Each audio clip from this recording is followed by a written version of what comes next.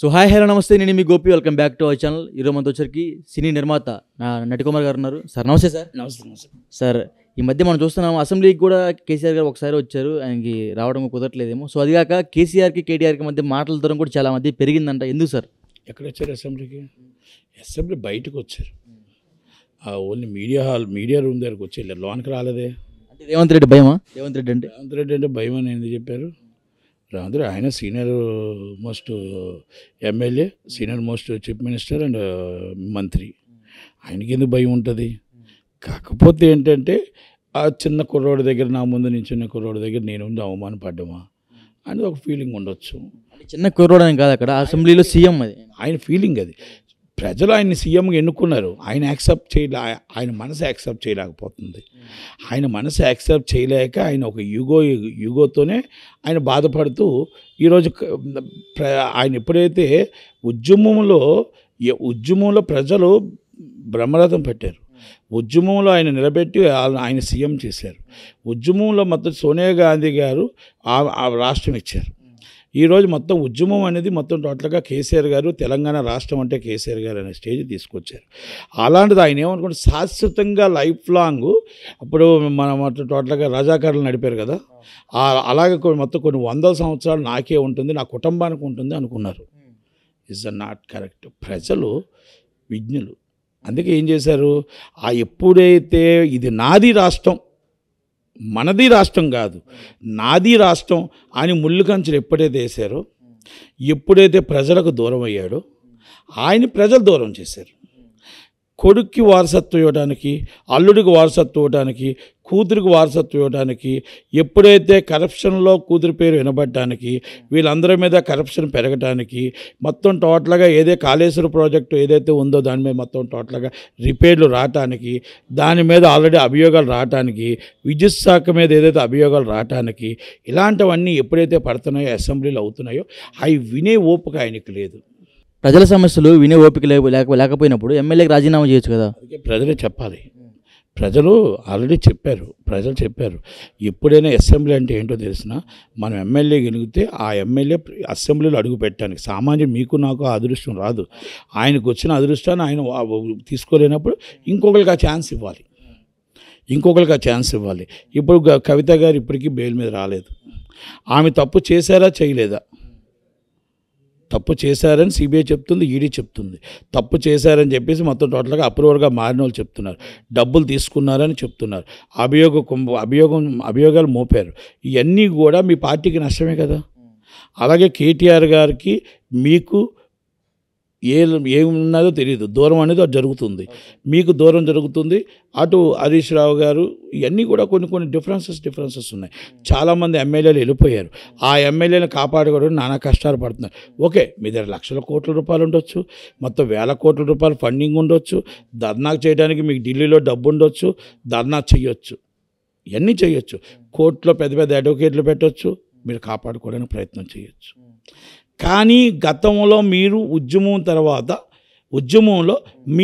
మీ ఆస్తులు ఏంటి, మీ పిల్లల ఆస్తులు ఏంటి, మీ పాప ఆస్తులు ఏంటి, మీ కుటుంబాల ఆస్తులు ఏంటి, మీ కుటుంబ సభ్యుల ఆస్తులు ఏంటి, మీ ఎమ్మెల్యేల ఆస్తులు ఏంటి, మీ సర్పంచుల ఆస్తులు ఏంటి, మొత్తం మీ టేరస్లో ఉన్న వాళ్ళందరూ ఆస్తులు ఏంటి? ఒక్కసారి దాని మీద ఎంక్వైరీ చేయడానికి మీకు ధైర్యం ఉందా? కేసీఆర్ గారిని సూటు ప్రశ్న. అన్నిటి మీద, అందరి మీద, 119 మంది ఎమ్మెల్యేల మీద, మినిస్టర్ల మీద, అందరి మీద ఎంక్వైరీ చేయడానికి మీరు ధైర్యంగా సిబిఐ ఎంక్వైరీ చేయండి. వాళ్ళు తప్పు చేస్తే వాళ్ళ ఆస్తులు తీసుకోండి అని చెప్పగలరా? మీ అబ్బాయి గారికి ఎక్కడి నుంచి వచ్చింది, ఏ వ్యాపారాల్లో ఆస్తులు వచ్చాయి, మీ అమ్మాయి గారికి ఏ వ్యాపారాల్లో ఆస్తులు వచ్చాయి, ఏ వ్యాపారాల్లో ఇంత పెద్ద బంగళాలు, పెద్ద కార్లు తీసుకున్నారు. మీరు ఓకే, పాతింట్లోనే మీరు ఉంటున్నారు, కానీ మీకు మొత్తం టోటల్గా ఫండింగ్ ఎక్కడి నుంచి వచ్చింది, ఎంతమంది ఫండింగ్ ఇచ్చారు, మనకు నిజాయితీగా మనకు పార్టీ ఫండ్ ఇచ్చిన వాళ్ళు ఎంతమంది ఉన్నారు, బలవంతపు వసూళ్ళు ఎంతమంది ఉన్నారు, మనం ఏం హెల్ప్ చేస్తే మనకు ఫండింగ్ ఇచ్చి ఉన్నారు, ఇవన్నీ మనం ఎంక్వైరీ చేసుకోవడానికి మీరు సిద్ధమా? మీరు మీ దత్తపుత్రుడు జగన్మోహన్ రెడ్డి గారు ఇద్దరు కూడా దాకా పవన్ కళ్యాణ్ దత్తపుత్రుడు అంటూ ఉంటారు, ఇప్పుడు Jaganmohan Reddy right, is clear cut. అది ఆయన నా కొడుకు లాంటి వాడు ఆయన చెప్పాడు, దత్తపుత్రుడని ఆయన నాకు మార్గదర్శకుడని ఆయన చెప్పాడు. అందుకే దత్తపుత్రుడు జగన్మోహన్ రెడ్డి గారు. మీ రెండు గవర్నమెంట్లో గతంలో జరిగిన వాటికి సిబిఐ విచారణకి మీరు వేసుకోగలరా? గతంలో ఈ జరిగినవన్నీ ఏమైనా ఉంటే మా ఆస్తులు తీసుకోండి అని చెప్పగలరా? అంతకన్నా ముందు మీ ఆస్తులు ఏంటి, మీరు ఏ వ్యాపారాలు చేసి ఇన్ని వేల కోట్ల ఆస్తులు వచ్చే చెప్పగలరా? అంటే ఇందులో ఒక చిన్న భాగం అంటే కేసీఆర్ గారు అంటే కవిత గారి చాలా రోజులైంది. రాష్ట్ర ప్రజలందరికీ ఒక డౌట్, కేసీఆర్ గారు ఎందుకు వెళ్ళట్లేదు జైలుకి కవిత గారిని పరామర్శించడానికి లేకపోతే చూడటానికి కానీ? అంటే కూతురు అంటే ప్రేమ లేకుండా పోయిందా, లేకపోతే ఏ విధంగా ఆమెను ఇల్లు అప్రోచ్ అవ్వలేకపోతున్నారు కేసీఆర్ గారు? అంటే తప్పు జరిగింది కాబట్టి ఆ తప్పుని ఆయన వెళ్తే దాన్ని ఆయన యాక్సెప్ట్ చేయాల్సి వస్తుంది.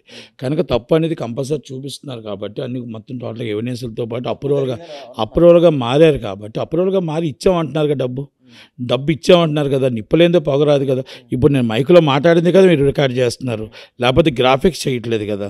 కనుక వాళ్ళు అప్రూవల్గా మారి అవన్నీ చెప్తున్నారు కదా, పలానా మొత్తం దాంట్లో దేంట్లో పార్ట్నర్స్ డబ్బు ఎలాగ వెళ్ళింది, ఎక్కడికి వెళ్ళింది, ఏ రూపాన్ని వెళ్ళింది, ఎవరి త్రూ వెళ్ళిందో చెప్తున్నప్పుడు అయితే కేటీఆర్ అదేవిధంగా హరీష్ రావు ఇద్దరు ఇలా చూడటానికి అంటే వాళ్ళిద్దరు ఒప్పుకున్నట్టే కదా మరి. అక్కడ వెళ్ళి ఆమె నేను కలటానికి వెళ్ళలేదు. అక్కడికి వెళ్ళిపోయి అక్కడ ఏదో బీజేపీతో రాయబారాలకి అక్కడేదో మొత్తం టోటల్గా లోపాయి గారు ఒప్పందాలకు వెళ్ళారు. అక్కడేమి కవిత గారి పేరు పెట్టి అక్కడ ఢిల్లీకి వెళ్ళారు. కవిత మీద ప్రేమ లేదంటారు వాళ్ళ కుటుంబ సభ్యులకి? ఏమండి, కవిత గారు ఒక్కలే తప్పు చేస్తారు, తక్కువ ప్రమేయం లేదని మీరు అంటారా? నాకు వాళ్ళ కుటుంబంతో నాకు ఎక్కువ సంబంధం ఉంది. కవిత గారితో కూడా నాకు సంబంధాలు ఉన్నాయి. కవిత గారు కూడా వాళ్ళ కుటుంబం చిన్నప్పటి నుంచి నాకు తెలుసు. అలాగే మన కేసీఆర్ గారు కూడా నాకు తెలుసు. నాకు దాదాపు 30 సంవత్సరాల నుంచి వాళ్ళ కుటుంబం తెలుసు. కనుక కవిత గారు ఒక్కలేదు, ఎవరో తెలియకుండా ఎవరు లేకుండా కవిత గారు ఒక్కలేదు తప్పు చేశారంటారా? కాదు కదా. ఇప్పుడు మీరు సమర్థిస్తున్నారా కవిత గారిని? నేనెందుకు సమర్థిస్తాను? ఆమె ఒక్కటే తప్పు చేసింది అన్నట్టు. దానికి ఎవరు అతిథులు కారు. తప్పు చేస్తే శిక్ష అనుభవించాల్సిందే, తప్పు చేస్తే జైలుకి వెళ్ళవలసిందే. ఎవరైనా దానికి అతిథులు కారు. చట్టం తన పని తాను చేసుకుపోతుంది. అంటే దానికి ఆల్రెడీ ఆయన కడిగి ముచ్చులాగా వస్తుంది అని చెప్తున్నాడు కేసీఆర్ గారు. మా చెల్లెలు ఏ తప్పు చేయలేదు అంటున్నారు. అది ఎవరెవరు తప్పులు చేశారు, ఏం చేశారు, ఈ ఫోన్ ట్యాపింగ్లో అవ్వచ్చు, లేకపోతే ఇప్పుడు మరి విద్యుత్ దాని మీద కమిషన్ వేశారు. సుప్రీంకోర్టు కమిషన్ మార్చమన్నారు, కమిషన్ చైర్మన్ మార్చమన్నారు. అంతే తప్ప కమిషన్ తీసిమని చెప్పలేదు. నిజంగా ఆయనకి చిత్తశుద్ధి ఉంటే ఆ కమిషన్ ముందు ఆయన అన్నీ ఒప్పుకొని ఏం జరిగిందో చెప్పొచ్చు కదా. కనుక కమిషన్ మన కోర్టుకి వెళ్ళారు. ఇవన్నీ కూడా టైం టేకింగ్, అంటే టైము తీసుకోవడం కోసం చేస్తున్నవి. మనం ఏమంటామంటే కొన్ని చట్టాలు ఉంటాయి, ఆ చట్టాల్లో టైం తీసుకుంటారు. ఆ టైం టేకింగ్ అనేది ఉంటుంది. కనుక వీళ్ళిద్దరి మధ్య మాటలకి దూరం ఏంటంటే కేవలం కవిత అనే ఒక క్యారెక్టర్ ఉంది. అంటే కవిత గారిని కేసీఆర్ కలవట్లేదు. సో అందుకని కేటీఆర్ గారికి కవితకి కేటీఆర్ గారికి కేసీఆర్ గారికి మధ్య మాటల దూరం పెరిగింది అన్నారు. అంటే వాళ్ళ కుటుంబమే కదండి. అది కేసీఆర్ గారు ఎందుకు కలలేదు, ఏం కలలేదు అని ఆయనకు తెలుసు, అది కేటీఆర్ గారికి తెలుసు. ఇదంతా ఏంటంటే ఇంట్లో ఒక భాగస్వామ్యమే. ఇదంతా ఏంటంటే నేను ఎలా మాట్లాడాలి, మీరు ఎలా మాట్లాడండి, నేను ఎలా మాట్లాడాలి, సోషల్ మీడియాలో ఈ విధంగా వదులుదాం, ఇవన్నీ కామన్ అండి. అంటే నేను చెప్తున్నాను కదా, రేవంత్ రెడ్డి గారి సర్కార్ని ఎలా పడేద్దామని ఒక ప్లానింగ్లో చేశారు. ఆ రేవంత్ రెడ్డి గారి సర్కార్లో కాంగ్రెస్ పార్టీలోనే కొంతమందికి ఆయనే ఫండింగ్ ఇచ్చి ఎమ్మెల్యేగా కాంగ్రెస్ పార్టీలో బీఫామ్ తెచ్చుకునే విధంగా చేశారు. తెలుసా మీకు? అది మీకు తెలుసా? గవర్నమెంట్లో పొరపాటున ఒక 10-12 తక్కువ వస్తే ఆ 10-12 ఇటు రావడానికి కొంతమందికి డబ్బులు ఆయనే ఫండింగ్ ఇచ్చాడు. ఆయనే గెలిపించుకోవడానికి ప్రయత్నం చేశాడు, వాళ్ళ మనుషులనే ఓడించి. కాకపోతే ఇక్కడ మెజార్టీ రావడం వల్ల ఇక్కడ ఏమీ చేయలేని పరిస్థితుల్లో నిస్సహాయ స్థితిలో ఉండిపోయాడు ఆయన. ఇది ఒకసారి అబ్జర్వ్ చేసుకోండి. ఇది అపర చాణక్యుడు కేసీఆర్ గారు. Is not only small man, అలాగని is not only small man Revanth Reddy గారు వెరీ ఇంటెలిజెంట్. ఆయన ఒకటి ఆలోచిస్తే 3 ఆలోచిస్తాడు. ఫైనల్గా కేసీఆర్ గారు అసెంబ్లీకి ఎప్పుడు రాబోతున్నారు అంటారు మీ ఉద్దేశం ప్రకారం? ఆయన ఎమ్మెల్యేగా గెలిచాడు కాబట్టి రావాలని కోరుకుంటాం. రాకపోతే ఆయన విజ్ఞతకు వదులుతారు. ఆయన ప్రజల కోసం, ప్రతిపక్షంలో ప్రజల కోసం మాట్లాడాలి. ప్రజల కోసం మాట్లాడే గొంతుగా ఆయన మరి వినిపించాలనుకుంటున్నాడా, లేకపోతే ప్రజలు మనకు అవసరం లేదనుకుంటున్నాడా అనేది నిర్ణయం కేసీఆర్ గారు తీసుకోవాలి.